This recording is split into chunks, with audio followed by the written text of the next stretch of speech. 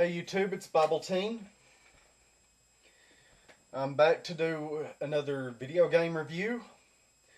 But before I get into it, I have a message for 19 Bigfoot 85. I watched your Mortal Kombat review, and if you haven't read the comment that I left, by the way, that was a great review. I am not at all offended by the blood and the violence and the graphic violence in the game.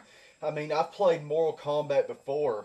I didn't even know there was a blood code. I knew that you could do fatalities on it, but didn't know there was a blood code on it. But anyway, I've played fighting games like Mortal Kombat 2, and it's far more gruesome than what the first Mortal Kombat game was. And plus, I've played Killer Instinct, and it's got a substantial amount of blood in it. But other than that, I am not the least bit offended by your video. As a matter of fact, I thought it was a great review. But no, I'm not at all offended by it. Just want to let you know that in case if you haven't read my comment on your video. Anyway, great review. Not at all offended. Okay, but anyway, back to the video game review. This time I'm reviewing the main competitor of the NES, or the Nintendo Entertainment System. The system was released in 1986 by Sega. And correct me if I'm wrong, but I think Sega is short for Service Games. At least that's what I read about in on the internet. But anyway, the system was released in 1985, and it was released in 1985 in Japan, and it was called the Sega SG-1000 Mark III. And then in 1986 it was released in North America, reconfigured and rebranded as the Sega Master System, which is what I have here. It was made to compete with the NES, and these are hard to come by in the States because they didn't sell so well. Also, the Sega Master System was released in Japan in 1987 in this shape. I'm not sure if Mark III cartridges will work in the Japanese Master System, but anyway. This is the system here, and one thing about it is Mother of Batman wide. I mean, this is wider than an NES. It's not as heavy as an NES, but it's really wide. I don't understand that, but anyway, right here, take a look at the system. You got your power button. It feels kind of clunky, but at the same time, it's a little comfortable. You got your controller ports, controller 1, controller 2. And these are the standard 9-pin connectors. You can use a Sega Genesis controller on them. I've tried it, so they work. I'm not sure about Atari joysticks, though. It might mess up the system. I'm not sure. You got your game card slot here. This is for the games that were programmed onto the wafer-thin cards. Not many of those were released in the States, but anyway.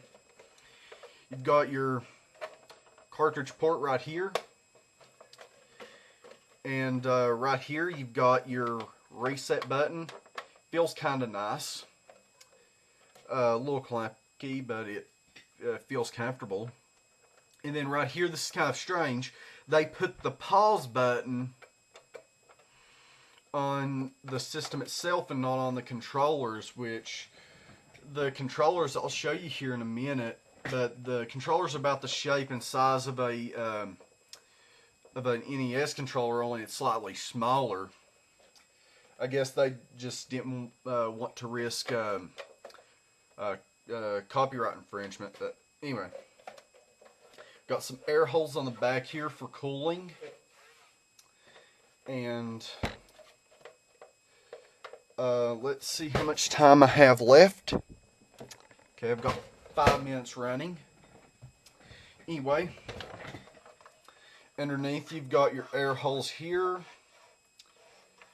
and you got your sticker, FCC ID, Sega System power base, model number 3010, and it shows the old number for the Sega help hotline. But anyway, also with the red plastic here, let me show you what that says here. Let me turn the camera.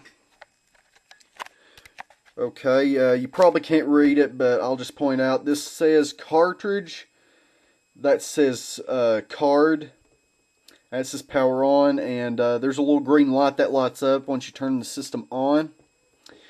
This says control 1, control 2, and then TV system. I guess that's some kind of a quick instructions diagram that they used, just so people could set up their system real quick. This says Sega Master System slash power base.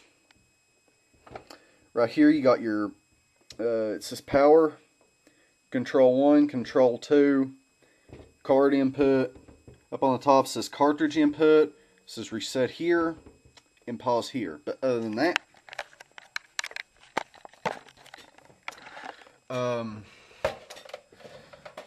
that's what it says right there. On the back here, you've got your AV out.